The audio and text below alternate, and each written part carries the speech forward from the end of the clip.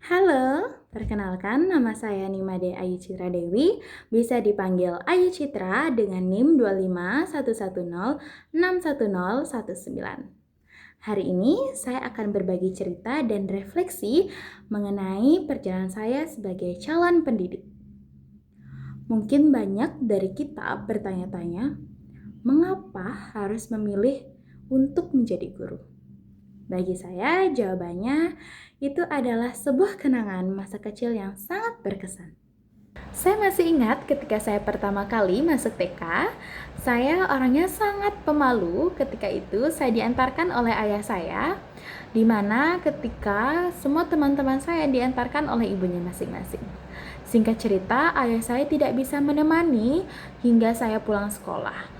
Ketika teman-teman saya ditemani oleh orang tuanya hingga pulang sekolah. Jujur, di saat itu saya merasa sangat murung dan takut. Tetapi kemudian saya didatangi oleh guru saya, yaitu Ibu Sadok, dengan senyumannya yang hangat. Beliau tidak memaksa, melainkan dengan sabar mengajak saya bermain. Hal itu membuat saya merasa aman. Ada suatu ketika saya pernah mengompol di kelas, beliau justru tidak marah, melainkan menenangkan saya dengan penuh kasih sayang.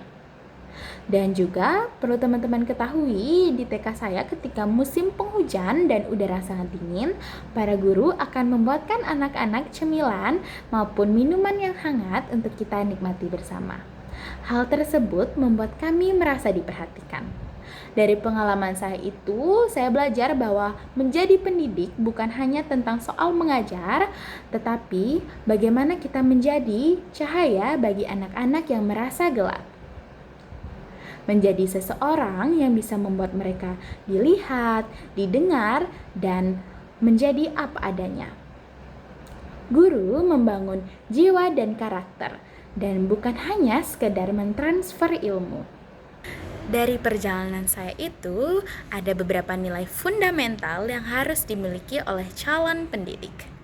Yang pertama, empati yang tulus, di mana guru harus bisa memahami dan merasakan apa anak itu rasakan tanpa harus menghakimi. Yang kedua, kesabaran, di mana anak-anak memiliki kecepatan yang berbeda-beda dalam hal belajar. Jadi guru harus membimbing tanpa membanding-bandingkan satu sama lain.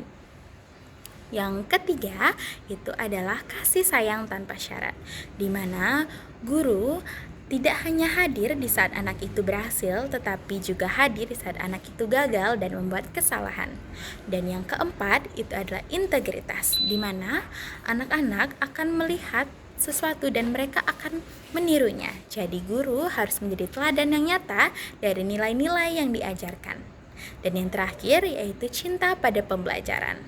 Bagaimana kita bisa membuat anak-anak cinta pada belajar jika kita tidak mencintainya? Dan di masa depan saya ingin mewujudkan beberapa hal, yakni yang pertama yaitu menciptakan ruang kelas yang inklusif, tempat di mana setiap anak, baik mereka yang percaya diri maupun pemalu, memiliki dan merasa mempunyai tempat.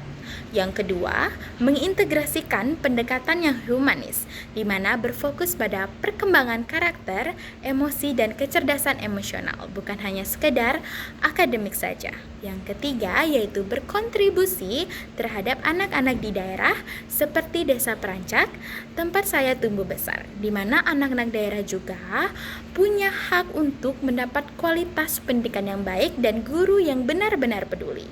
Dan yang keempat, yaitu terus belajar dan berinovasi agar pembelajaran selalu bermakna dan relevan. Saya mungkin tidak akan bisa menjadi guru yang sempurna, tetapi saya akan berusaha menjadi guru yang akan diingat. Bukan karena apa yang saya ajarkan, tetapi bagaimana saya membuat anak-anak itu merasa. Seperti halnya Ibu Sadok sampai saat ini masih berkesan di hati saya. Saya ingin menjadi cahaya kecil yang memberi kehangatan di setiap perjalanan anak-anak saya nanti kelak. Terima kasih telah mendengarkan refleksi saya hari ini, dan sampai jumpa.